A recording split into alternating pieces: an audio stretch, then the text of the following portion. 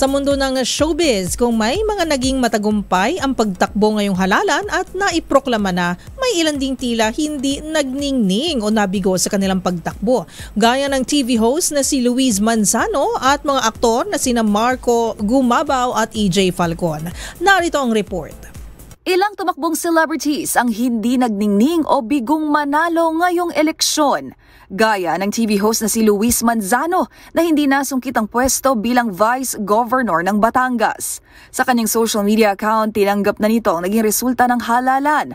Bagamat hindi niya pinalad, ay masaya raw si Lucky na makilala sa kanyang naging pangangampanya ang mga kababayan.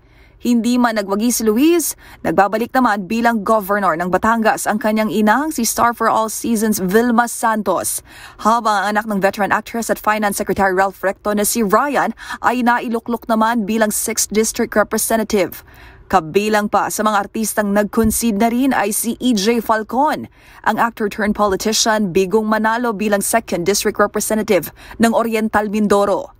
Nagpaabot na rin ng pasalamat si Marco Gumabaw na bigurin sa kanyang congressional run bilang 4th District Representative ng Camarines Sur. Sa lugar naman ng Pasig, natalo rin ang aktres na si Aramina at former beauty queen na si Shamsi Supsupli sa kani-kanilang kampanya bilang city councilor. Hindi rin pinalad ngayong eleksyon ng ex-couple na sina Marjorie Barreto at Dennis Padilla na parehong tumakbo sa Caloocan bilang konsihal. Habang sa pagkasenador naman, batay sa partial and official results, wala sa Magic 12 ang mga aktor na sina Bong Revilla, Philip Salvador, TV host Willie Revillame at singer na si Jimmy Bondoc. Para sa MBC TV Network News, ito si Angelica Cosme ng DZRH TV. Una sa Pilipinas, una sa Pilipino.